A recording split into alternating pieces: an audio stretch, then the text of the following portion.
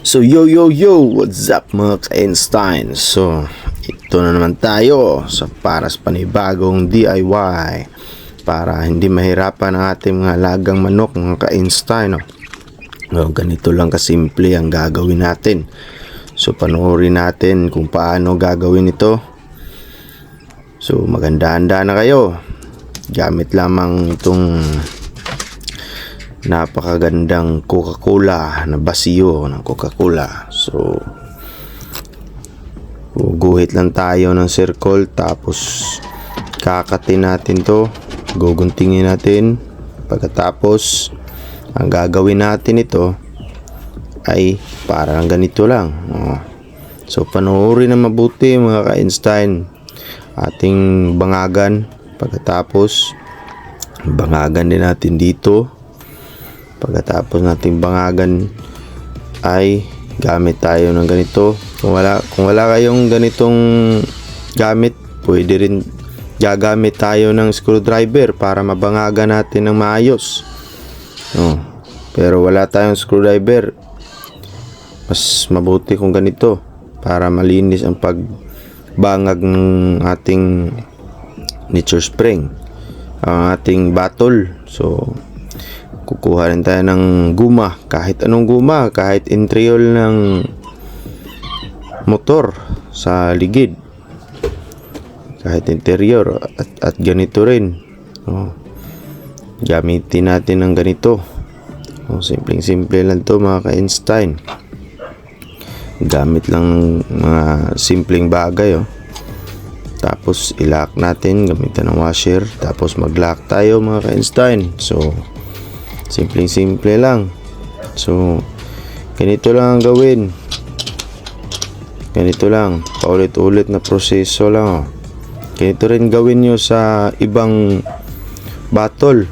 So kunin natin yan. Tapos ang gagawin natin, butasan natin dyan, at sa kabila naman butasan natin. Ito ay para to sa agusanan ng tubig, pero kahit di butasan ng kabila, mas ayos din. So ito lang ang butas natin. So para may lalusan lang ng tubig. So ganito lang kasimple mga ka-Einstein. So tingnan nyo lang kung gaano to ka dali gawin. Ganito lang siya kasimple. Lagyan lang ng ganito, tapos bili kayo ng ganito mga ka-Einstein. Tapos ito lang gawin nyo pang sabit. Ito rin ang gagawin natin sa ibang mga bottle na natira. 4 ang kailangan natin. Kung gusto nyo marami yung gagawin nyo, kahit 10 o kaya depende yun sa ilan ang mga manok nyo. Kung marami yung manok, marami din gagawin nyo. So maraming mga bottle na ganito sa mga basurahan na tinapon lang, hindi na gagamit. Pero mas magagamit pala sa mga alaga nating manok. Ito napaka daling gawin to. Cut ka lang dito, may cutter ka, pwede rin blade ang gagawin nyo. Kahit anong klaseng blade, kayang-kaya nito. Madali lang gawin to. Para ito sa pangpatuka nila sa mga pagkain ng manok. So yan na ang ating finished product. Pagkatapos natin gawin, ilagyan natin ng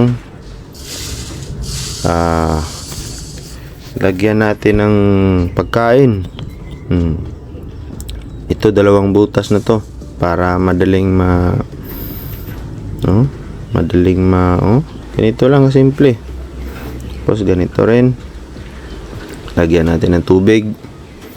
So ganito lang ang gagawin nyo. Kahit ilang piraso ang gagawin nito para sa tubig o para sa pagkain.